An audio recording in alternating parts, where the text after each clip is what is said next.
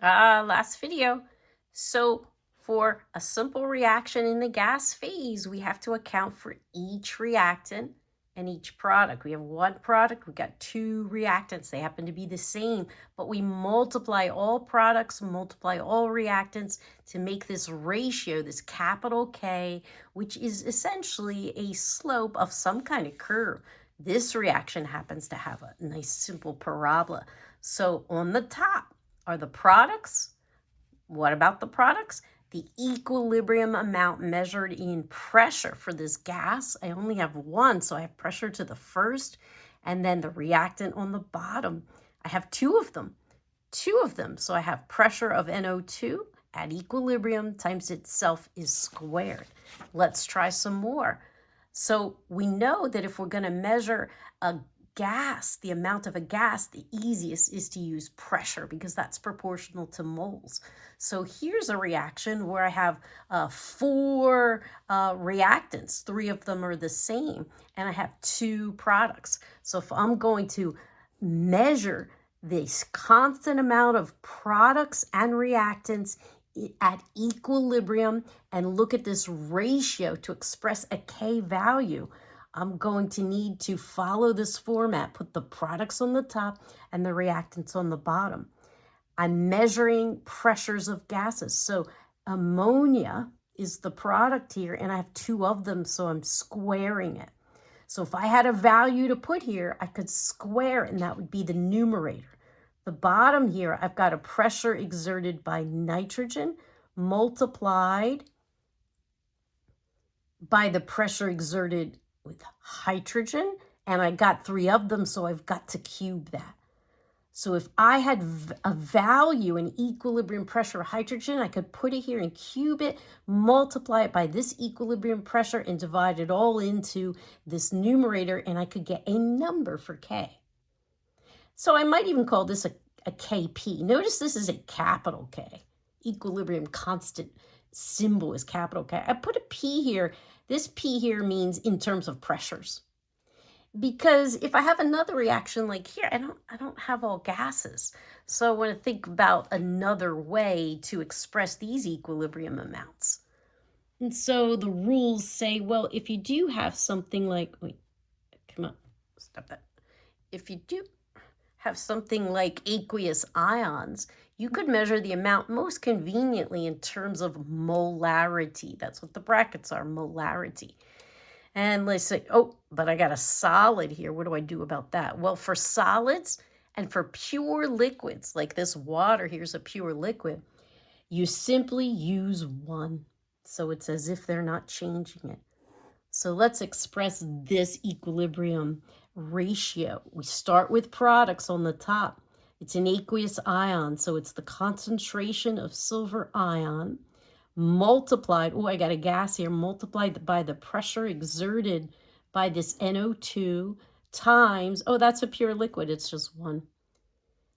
And then, so products on the top, reactants on the bottom. My reactants, I got a solid here, so that's just one times, oh, I got an aqueous ion, that's the concentration of H plus, but I got two of them, so I have to square that times the concentration of this nitrate ion, and that's it. So if I had values to plug in here, I could get a value for this K. And I'm not going to call it a KP because, well, I got concentrations in there too. So for your lab experiment tomorrow, you are going to work with some aqueous ions. So you're going to measure the concentrations of these aqueous ions when the reaction achieves equilibrium. So I can set up that K ratio by looking at this product. This is an iron thiocyanate, and I can measure the molarity of this at equilibrium. I got an EQ here to remind us we're at equilibrium. That's the product. And then over the reactants, I got two reactants. I multiply the concentration of iron 2 and thiocyanate ions when the equilibrium state is achieved. And for this reaction, it happens pretty quickly. You still got to mix it together well because there's different densities to let it achieve equilibrium. But this ratio, if you can get a number here, you're calculating a K, and we'll give it a sub C. C is expressed in terms of concentrations. And it's a really cool experiment because this product here, this product has a color. It's like a blood orange color, whereas the reactants don't have any color. So we will be able to measure the equilibrium amount of this color and then work backwards with the 1-to-1 mole ratio to see what the equilibrium concentrations of reactants are.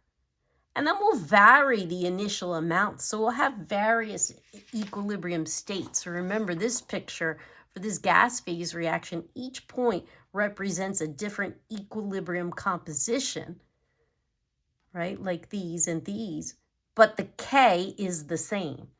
So we're going to test that. We hope that if we vary the initial starting amounts of reactants through different pipetting of these solutions, like you did in your kinetics experiment, to vary the initial amounts of reactants, we're going to find a K that should be constant no matter which equilibrium composition. How are we going to do it? Well, we're going to use spectroscopy. Because if you have a colored solution, that means that solution is absorbing visible photons. So, new technique, we shine white light with all the colors of the rainbow into our sample, and we see what is absorbed, what wavelength is absorbed by this colored solution. And so it's like an orange solution, and so it should absorb in the blue wavelengths because blue and orange are complementary colors. So K, ultimately the goal is to claim that K is constant for any initial composition at a given temperature for a reaction. You can start out with any composition and you will achieve an equilibrium mixture that is still K.